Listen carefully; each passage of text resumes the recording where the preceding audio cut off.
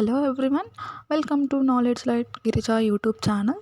So ಇವತ್ತಿನ ವಿಡಿಯೋದಲ್ಲಿ ನಾವು KTET ನೋಟಿಫಿಕೇಷನ್ ಯಾವಾಗ ಬಿಡ್ತಾರೆ, KTET 2025 ಯಾಕೆ ಇಷ್ಟೊಂದು ಇಂಪಾರ್ಟೆಂಟು, ಯಾಕೆ ಪಾಸ್ ಮಾಡಲೇಬೇಕು ಅಂತ ನಾವು ನೋಡೋಣ. ನೀವು ಮೊದಲನೇ ಬಾರಿಗೆ ನನ್ನ ಚಾನಲ್ಗೆ ವಿಸಿಟ್ ಮಾಡಿದರೆ ಸಬ್ಸ್ಕ್ರೈಬ್ ಮಾಡ್ಕೊಳ್ಳಿ, ಹಾಗೆ ಬೆಲ್ ಐಕನ್ನ ಕ್ಲಿಕ್ ಮಾಡ್ಕೊಳ್ಳಿ. KTET ನೋಟಿಫಿಕೇಷನ್ ಯಾವಾಗ ಬರ್ಬೋದು? ಈ ಲಾಸ್ಟ್ ಅಪ್ಡೇಟ್ ಪ್ರಕಾರ KTET ನಮಗೆ 2024 ಡಿಸೆಂಬರ್ ಎಂಡಿಂಗ್ಗೆ ಜಾನ್ವರಿ ಫಸ್ಟ್ಗೆ ಬಿಡ್ಬೋದು ಅಂತ ನಾವು ಅಂದ್ಕೊಂಡಿದ್ವಿ. ಆದರೆ ಈಗಿನ ಅಪ್ಡೇಟ್ ಪ್ರಕಾರ January ending or February first ವೀಕೆ ನೋಟಿಫಿಕೇಷನ್ ಬಿಡುಗಡೆ ಮಾಡ್ಬೋದು. ನೋಟಿಫಿಕೇಷನ್ ಬಿಡುಗಡೆ ಮಾಡಿದ ನಂತರ ನಮಗೆ 40ರಿಂದ 50 ದಿನಗಳ ಕಾಲಾವಕಾಶ ಇರ್ಬೋದು. ಅದರ ನಂತರ ನಮಗೆ ಎಕ್ಸಾಮ್ನ ಕಂಡಕ್ಟ್ ಮಾಡ್ಬೋದು. ಎಕ್ಸಾಮ್ ಕಂಡಕ್ಟ್ ಮಾಡಿದ 1 ತಿಂಗಳಿಗೆ ನಂತರ ರಿಸಲ್ಟ್ಸ್ ಅನೌನ್ಸ್ ಆಗುತ್ತೆ. ಇಟ್ಸ್ ಅರೌಂಡ್ ಮಾರ್ಚಿಂದ ಏಪ್ರಿಲ್ವರೆಗೂ ನಮಗೆ ರಿಸಲ್ಟ್ಸ್ ಅನೌನ್ಸ್ ಆಗ್ಬೋದು. ಆ್ಯಂಡ್ ಯಾಕೆ ಈ ಕರ್ನಾಟಕ TET 2025ಗೆ ಇಷ್ಟು ಪ್ರಾಮುಖ್ಯತೆ ಕೊಡ್ತಿದ್ದೀವಿ ಅಂತಂದರೆ, ನಿಮಗೆಲ್ಲರಿಗೂ ಈಗಾಗಲೇ ಗೊತ್ತಿರೋ ಪ್ರಕಾರ ಹೈದರಾಬಾದ್ ಕರ್ನಾಟಕ ಟೀಚರ್ ಪೋಸ್ಟಲ್ಲಿ 5700 ಪೋಸ್ಟ್ಗಳನ್ನ ಬಿಟ್ಟಿದ್ದಾರೆ. 4500 ಪೋಸ್ಟ್ PSTRಲ್ಲೇ ಬಿಟ್ಟಿದ್ದಾರೆ. ಸೊ 4500 ಪೋಸ್ಟ್ಗಳು ಬಿಟ್ಟಿರೋದ್ರಿಂದ ಈ PSTRಗೆ Karnataka TET paper 1 compulsory clear ಆಗಿರಬೇಕು. ಆದ್ದರಿಂದ ನಮಗೆ ಏನಾಗುತ್ತೆ, ಕರ್ನಾಟಕ TET 2025 ಅನ್ನೋದು ತುಂಬ ಇಂಪಾರ್ಟೆಂಟ್ ಆಗುತ್ತೆ. ಆ್ಯಂಡ್ ಆಲ್ಸೋ ನಮ್ಮ ಕರ್ನಾಟಕದಲ್ಲಿ ಯಾವುದೇ ಟೀಚರ್ ರೆಕ್ರೂಟ್ಮೆಂಟ್ ಆಗಬೇಕು ಅಂತಂದರೆ 1 to 12ಗೆ ಕರ್ನಾಟಕ TETನ ಕ್ಲಿಯರ್ ಮಾಡಿರಲೇಬೇಕು. PSTRಗಾದರೆ ಪೇಪರ್ 1ನ ಕ್ಲಿಯರ್ ಮಾಡಿರಬೇಕು. GPSTRಗಾದರೆ ಪೇಪರ್ 2ನ ನಾವು ಕಂಪಲ್ಸರಿ ಕ್ಲಿಯರ್ ಮಾಡಿರಲೇಬೇಕಾಗುತ್ತೆ.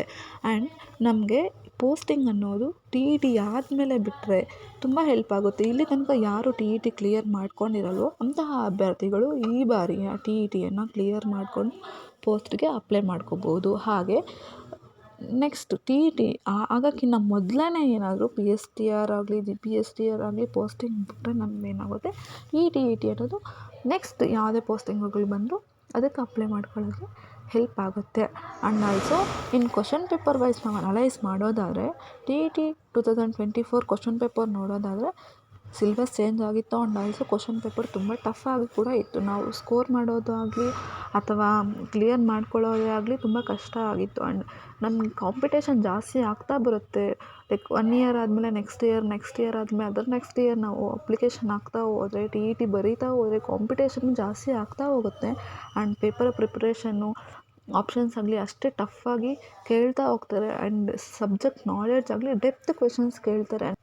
ಡೆಪ್ತ್ ಕ್ವೆಶನ್ಸ್ ಕೇಳಿದಷ್ಟು ಏನಾಗುತ್ತೆ, ಕ್ವಶನ್ ಪೇಪರ್ ಟಫ್ ಫೀಲ್ ಆಗುತ್ತೆ. ಆ್ಯಂಡ್ ನಮಗೆ ಮಾರ್ಕ್ಸ್ ಸ್ಕೋರ್ ಮಾಡೋದು ಅಷ್ಟೇ ಕಷ್ಟ ಆಗುತ್ತೆ. ಆ್ಯಂಡ್ ಪೇಪರ್ನ ಕ್ಲಿಯರ್ ಮಾಡೋದು ಕೂಡ ಕಷ್ಟ ಆಗ್ತಾ ಹೋಗುತ್ತೆ. ಆ್ಯಂಡ್ ಸಬ್ಜೆಕ್ಟ್ ವೈಸ್ ನಾವು ನೋಡೋದಾದರೆ ಸೈಕಾಲಜಿ ಆಸ್ ಇಟ್ ಈಸ್ ಇರುತ್ತೆ. ಆ್ಯಂಡ್ ಸೈಕಾಲಜಿ ಕೂಡ ತುಂಬ ಇಂಪಾರ್ಟೆಂಟ್ ರೋಲ್ ಪ್ಲೇ ಮಾಡುತ್ತೆ. ಪೇಪರ್ 2 ನಾವು ಅಟೆಂಡ್ ಮಾಡೋದಾದರೆ ಪೆಡಗಾಗಿ ಕ್ವಶನ್ಸು ಅಷ್ಟೇ ಕ್ವಶನ್ಸ್ ಇರ್ತವೆ.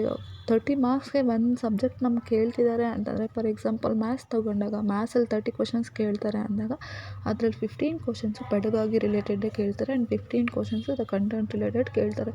ಸೊ ಕಂಟೆಂಟು ಆಗಲಿ ಪೆಡಗಾಗಿನೂ ಆಗಲಿ, ಪೆಡಗಾಗಿ it is always based on the psychology ಆಗಿರುತ್ತೆ. ಸೊ ಸೈಕಾಲಜಿಗೆ ಅತಿ ಹೆಚ್ಚು ಪ್ರಾಮುಖ್ಯತೆಯನ್ನು ಕೊಡಬೇಕು ಅಂತ ನಾನು ಹೇಳ್ತೀನಿ. ಆ್ಯಂಡ್ ಮ್ಯಾಥ್ಸ್ ಅಷ್ಟೇ ಅಲ್ಲ, ಸೈನ್ಸ್ ಆಗಲಿ ಸೋಷಿಯಲ್ ಆಗಲಿ ಇಂಗ್ಲೀಷ್ ಆಗಲಿ ಕನ್ನಡ ಆಗಲಿ ಇದೇ ಥರ ಸೈಕಾಲಜಿಗೆ ಇಂಪಾರ್ಟೆನ್ಸ್ ಕೊಡಲೇಬೇಕಾಗುತ್ತೆ. ಸೊ ಇದು ಇವತ್ತಿನ ವಿಡಿಯೋ ಆಗಿತ್ತು. ನಿಮಗೆ ಇದರಲ್ಲಿ ಯಾವುದಾದ್ರೂ ಡೌಟ್ಸ್ ಇದ್ದರೆ ಕಮೆಂಟ್ ಸೆಕ್ಷನಲ್ಲಿ ತಿಳಿಸಿ. ಆ್ಯಂಡ್ ನನ್ನ ಚಾನಲ್ನ ಸಬ್ಸ್ಕ್ರೈಬ್ ಮಾಡ್ಕೊಳ್ಳಿ, ಹಾಗೆ ಲೈಕ್ ಮಾಡಿ, ಶೇರ್ ಮಾಡಿ. Thanks for watching.